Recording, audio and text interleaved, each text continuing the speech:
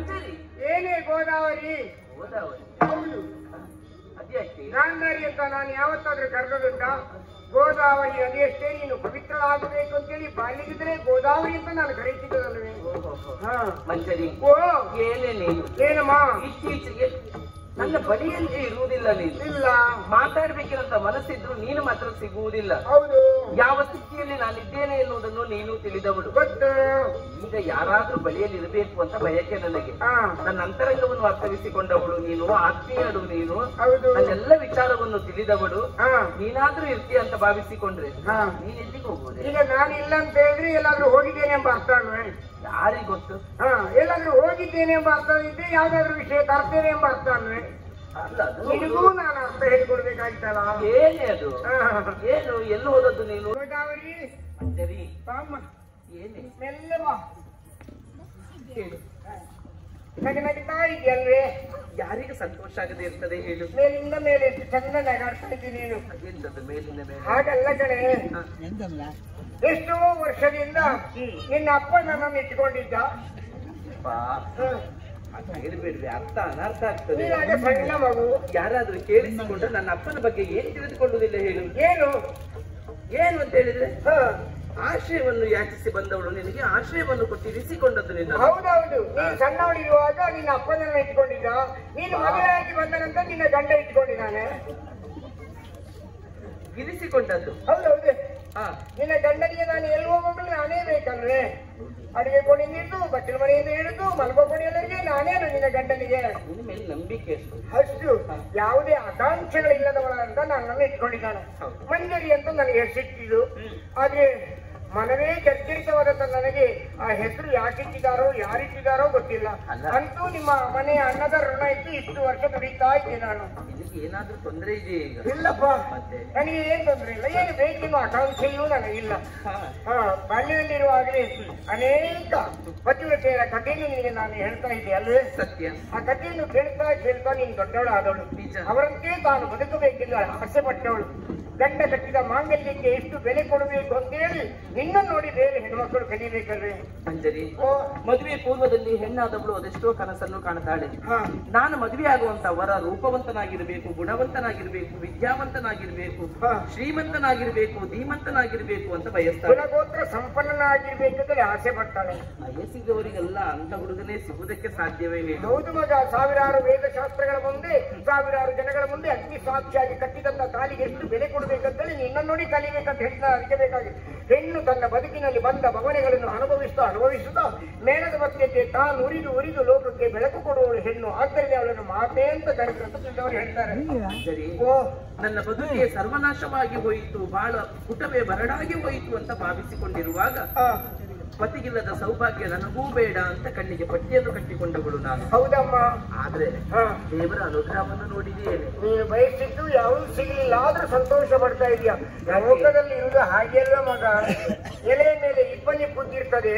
ಆ ಇಬ್ಬನಿಯ ಬದುಕು ಸೂರ್ಯ ಉದಯ ಆಗೋ ತನಕ ಮಾತ್ರ ಅಂತ ಇಬ್ಬನಿಗೆ ಗೊತ್ತಿರಲಿಲ್ಲ ಅಲ್ವೇ? ಇಬ್ಬನಿಯನ್ನು ಹೊತ್ತಂತ ಎಲೆಯನ್ನು ಹೊತ್ತಂತ ಗಿಡಕ್ಕೆ ನೀರು ಆರುವ ತನಕ ತನ್ನ ಬದುಕು ಅಂತ ಅದಕ್ಕೂ ಗೊತ್ತಿರಲಿಲ್ಲ. ಈ ಪ್ರಪಂಚದಲ್ಲಿ ನಾವು ನೆನೆದಂತೆ ಯಾವುದೂ ಆಗುವುದಕ್ಕೆ ಸಾಧ್ಯ ಇಲ್ಲ. ಯಾವುದಾದ್ರೂ ನಾವು ನೆನೆಸಿದ್ದು ದೇವರ ಮುಂದೆ ಆದ್ರೆ ಅದಕ್ಕೆ ದೇವರ ಕೃಪಾ ಕಟಾಕ್ಷ ಉಂಟು ಅಂತ ತಿಳಿಯಬೇಕು. ಒಂದು ವೇಳೆ ಆಗದಿದ್ರೆ ಅದಕ್ಕೆ ದೇವರ ಸಮ್ಮತಿ ಇಲ್ಲ ಅಂತ ನಾವು ಅರ್ಥ ಮಾಡಿಕೊಳ್ಬೇಕಾಗ್ತದೆ. ಅದಕ್ಕೆ ತಿಳಿದವರನ್ನು ಮಾತು ಹೇಳಿದಲ್ವೇ? ತನ್ನ ಚಿಂತೆಯದೊಂದು ದೈವದ ಗನ್ನ ಗತಕವದೆರಡು ಭಾವದ ಬಣ್ಣನೆಯ ಬಗೆ ಮೂರು ದೈವದ ಭಿನ್ನ ಮುಖ ನಾಲ್ಕು ತನ್ನ ನೆನೆಹಿನುವ ಕಾರ್ಯವು ಚೆನ್ನಹಳೆ ಲೋಕಕ್ಕೆ ಅನ್ಯ ದೈವವದೇಕೆ. ಎಲ್ಲವೂ ನಾವು ನೆನೆದಂತೆ ಆಗುವುದಾದ್ರೆ ಈ ಪ್ರಪಂಚದಲ್ಲಿ ದೇವರೆನ್ನುವ ಶಕ್ತಿಯನ್ನು ಯಾರು ನಂಬುದಕ್ಕೆ ಸಾಧ್ಯ ಇಲ್ಲ. ನಾವಾಗೇ ದೇವರಾಗಿರ್ತಿದ್ದು ಅಲ್ಲೇನೆ. ಹೌದಪ್ಪ. ಮನುಷ್ಯ ಆಶಾವಾದಿಯಾಗಿಯೇ ಇರಬೇಕು. ಆಸೆ ಪಟ್ಟರೆ ತಪ್ಪ ಹೇಳು. ಅಲ್ಲಪ್ಪ, ಆಸೆ ಪಟ್ಟದೆಲ್ಲ ಸಿಗ್ತದೆ ಅಂತಲ್ಲ. ಅಲ್ಲ ನೋಡು, ತುಂಬಾ ಗರ್ಭಿಣಿ ನಾನು. ಇದಕ್ಕಿಂತ ಹೆಚ್ಚು ಹೆಣ್ಣಿನ ಬದುಕಿನಲ್ಲಿ ಏನ್ ಬೇಕು ಹೇಳು? ಹೌದಪ್ಪ. ಆದ್ರೆ ಇದನ್ನು ಕಾಣುವಾಗ ನನಗೆ ಊರಿನವರು ಹೇಳುವಂತ ಒಂದು ಮಾತು ನೆನಪಾಗ್ತದೆ. ಅಯ್ಯೋ ದೇವರು, ನಾನು ಹೇಳಬೇಕು ಬಿಡಬೇಕು ಅಂತ ಅರ್ಥ ಆಗೋದಿಲ್ಲ. ಯಾಕೆ ಮಂಜರಿ, ಏನಾಯ್ತು? ಉಗುಳಿದರೆ ನಾವೇ ಸುಡುವುದು, ನುಂಗಿದರೆ ತುಪ್ಪ ಕೆಡುವುದು ಎನ್ನುವ ಗಾದೆ ಮಾತು ಉಗುಳಿದ್ರೆ ತುಪ್ಪ ಕೆಡುವುದು, ನುಂಗಿದ್ರೆ ನಾಭಿ ಸುಡುವುದು. ಯಾವ್ದಾದ್ರು ವಿಷಯವನ್ನೇ ಅಲ್ಲ, ಭಾಷೆ ಅದಾಗುದಿಲ್ಲ. ಆದ್ರೆ ಊರಿನವರಲ್ಲಿ ಹೇಳ್ತಾರೆ, ಅಯ್ಯೋ ದೇವ್ರೆ, ಆನೆಗಾದ್ರೂ 20 ತಿಂಗಳಲ್ಲಿ ಹೆರಿಗೆ ಆಗ್ತದೆ, ಇವಳಿಗೆ 2 ವರ್ಷ ಆಯ್ತು, ಕಡಿಯುವ ಕರು ಹೊತ್ಕೊಂಡು ತಿಂತಾ ಇದ್ದಾಳೆ, ಇವಳು ಹೋಗುವಾಗ ಬ್ರಹ್ಮರಥ ಹೇಳಿದಾಗ ಆಗ್ತದೆ.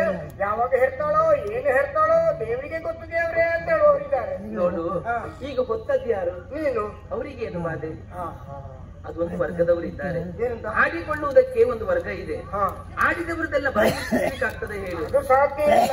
ತಿಳಿದವರನ್ನು ಮಾತು ಹೇಳುದಿಲ್ಲ. ಮನೋಮಯದ ಸುತ್ತಲೂ ಹೆಣೆದುಕೊಂಡಿರುವುದಕ್ಕೆ ಮಾಂಸದ ಮುದ್ದೆಗೆ ಅದು ಮಂಡೆ ಅಂತ ಹೆಸರು. ಮಾಂಸದ ಸುತ್ತಲೂ ಹೆಣೆದುಕೊಂಡಿರುವಂತ ಸ್ಥಳಕ್ಕೆ ದೊಂಡೆ ಅಂತ ಹೆಸರು. ದೊಂಡೆಯ ಬಾಯನ್ನಾದ್ರೂ ಕಟ್ಟಬಹುದು, ಅಂಡೆಯ ಬಾಯಿ ಅಲ್ಲ ಅಂಡೆಯ ಬಾಯನ್ನಾದ್ರೂ ಕಟ್ಟಬಹುದು, ದೊಂಡೆ ಬಾಯಿ ಕಟ್ಟಲಿಕ್ಕೆ ಆಗುದಿಲ್ಲ ಕೆಲವರಿಲ್ವಾ? ಎಲ್ಲವರಿದ್ದಾರೆ. ಅಂದ್ರೆ ಈಗ 2 ವರ್ಷ ಆಯಿತು, ಇನ್ನು ಪ್ರಸವ ಭಾಗ್ಯವನ್ನು ಭಗವಂತ ಕರುಣಿಸಲಿಲ್ಲ. 24 ತಿಂಗಳಾಯಿತು ನೋಡಿ. ಇದಕ್ಕಿಂತ ಮೊದಲು ಈ ಭರತ ಕುಲದ ಮೂಲ ಪುರುಷನಾದಂತ ಚಕ್ರವರ್ತಿಯಾದಂತ ಭರತ ಭೂಮಿಯ ಬೆಳಕನ್ನು ಕಂಡದ್ದು ಯಾವಾಗ ಗೊತ್ತಾ? ಯಾವಾಗ ತಾಯಿಯ ಗರ್ಭದಲ್ಲಿ 3 ವರ್ಷ ಇದ್ದು ನಂತರ ಪ್ರಪಂಚದ ಬೆಳಕನ್ನು ಕಂಡು ಚಕ್ರವರ್ತಿ ಆಗ್ಲಿಲ್ವೇ ಅವನು? ಅವನಾಗಿದ್ದಾನೆ ಅಮ್ಮ. ಹೋದ ವರ್ಷದ ಪ್ರಸಂಗ ನಾವು ಈ ವರ್ಷ ಯಾಕೆ ನೆನಪು ಮಾಡುದು? ಮುಗಿದೋಯ್ತಲ್ಲ ಅದು. ಮಂಜರಿ, ಪ್ರಸಂಗ ಯಾವ ವರ್ಷದಾದ್ರೆ ಏನೇ, ಕೆಲವೊಂದು ಪ್ರಸಂಗವನ್ನು ಮರಿಲಿಕ್ಕುಂಟೆ ಬದುಕಿನಲ್ಲಿ. ಕೆಲವರ ಬದುಕು ಕರೆಕ್ಟ್ ಕಮರಿ ಹೋಗಿರ್ತದೆ. ಆ ಪ್ರಸಂಗದಿಂದ ಒಂದು ದಾರಿಯನ್ನು ಕಂಡುಕೊಂಡಿದ್ದಾರೆ ಅಲ್ವಾ ಅಮ್ಮ? ಏನು? ಹೌದು. ಒಬ್ಬೊಬ್ಬರ ಜೀವನವೇ ಹಾಗಲ್ವೇ ಹೇಳು? ಹೌದಮ್ಮ. ಹಾಗೆ ನನ್ನ ಮಗನು ಹುಟ್ಟಿ ಬರ್ತಾನೆ, ಕಳೆದುಕೊಂಡಂತ ನನ್ನ ಕಣ್ಣಿಗೆ ಕಣ್ಣಾಗ್ತಾನೆ, ಚಕ್ರವರ್ತಿ ಆಗ್ತಾನೆ, ತಾಯಿ ಆಸೆಯನ್ನು ನೆರವೇರಿಸ್ತಾನೆ. ಮತ್ತೇನ್ ಬೇಕು ನನಗೆ? ಹಗಲು ಕನಸು ಕಾಣ್ತಾ ಇದೆಯಾ ನನ್ನ ಮಗ ಚಕ್ರವರ್ತಿ ಆಗ್ತಾನೆ, ಚಕ್ರವರ್ತಿ ಆಗ್ತಾನೆ ಅಂತ ಹೇಳಿ ಅಮ್ಮ. ನಿನ್ನ ಮಗ ಎಲ್ಲಾದ್ರೂ ಚಕ್ರ ಇಟ್ಕೊಂಡೇ ತಿಳಿದಬೇಕು. ಅದಿಲ್ಲದೆ ಹೋದ್ರೆ ಮುಂದಿನ ವರ್ಷ ದೀಪಾವಳಿಗೆ ನೆಲ ಚಕ್ರವನ್ನೇ ಬಿಡ್ಬೇಕಷ್ಟೇ, ಬಿಡೇನಿಲ್ಲ. ನೀನು ಇಂಥದ್ದು ಆಡುವುದನ್ನು ನಿಲ್ಲಿಸುವುದೇ ಇಲ್ವಲ್ಲ? ಒಂದು ಮಾತು ಕೇಳ್ತೇನೆ, ಎಲ್ಲಾದ್ರೂ ನೀನು ನಿನಗೆ ಹೆರಿಗೆ ಆದ್ರೆ ನಿನ್ನ ಮಗ ಚಕ್ರವರ್ತಿ ಆಗ್ತಾನೆ. ಎಲ್ಲಾದ್ರೂ ಕುಂತಿ ದೇವಿಗೆ ಹೆರಿಗೆ ಆದ್ರೆ ಅವನ ಮಗ ಏನಾಗ್ತಾನೆ? ಅವನು ಚಕ್ರವರ್ತಿ ಆಗ್ತಾನೆ. ಅವ್ರಿಗೆ ಮಕ್ಕಳು ಆಗುವುದಿಲ್ಲ. ಯಾಕೆ? ಶಾಪ ಇದೆಯಲ್ಲ ಪಾಂಡುವಿಗೆ. ಯಾರಿಗೆ? ಸತಿ ಸಂಘವನ್ನು ಮಾಡಿದ್ರೆ ಮರಣ ಬರಲಿ ಎನ್ನುವುದಾಗಿ ಶಾಪ ಇದೆ ಪಾಂಡುವಿಗೆ ಅಂತ ಆದ ಮೇಲೆ ಕುಂತಿಗೆ ಮಕ್ಕಳಾಗುವುದಕ್ಕೆ ಸಾಧ್ಯವ? ಅವನಿಗೆ ಮಕ್ಕಳಾಗುವುದಿಲ್ಲ ಅಂತ ಶಾಪ ಉಂಟು. ಇವಳು ಹೇಳಬಾರ್ದು ಅಂತ ಹೇಳಿ ಶಾಪ ಉಂಟಾ? ಬೆಚ್ಚ ತಿನ್ನೋದೇ ಮಾತಾಡುವುದು ನೀನು. ಯಾಕೆ? ಹಾಗಲ್ಲ ಎಲ್ಲಿಯಾದ್ರೂ ಹೊರಗಡೆ ಹೋಗಿ ಹೇಳಬೇಡ. ಅಯ್ಯಮ್ಮ, ಹೇಳ್ಬೇಕಾದ್ರೆ ಆಗ್ತದೆ, ಹಾಗಾಗ್ತದೆ. ಹೇಳ್ಬೇಕಾದ್ರೆ ಪಾಂಡು ಚಕ್ರವರ್ತಿ ಆಗ್ಬೇಕಾಗಿಲ್ಲ. ನೋಡು, ಏನೆಲ್ಲ ಆಡ್ಬೇಡ ನೀನು. ನೀನು ಹೊತ್ಕೊಂಡು ತಿರುಗು. ಅವಳಿಗೆ ಅಲ್ಲಿ ಹೆರಿಗೆ ಆಗಿದೆ, ಮಗು ಆಗಿದೆ. ಏನಾಗಿದೆ? ಮಗು ಆಗಿದೆ. ಸತ್ಯವೇ?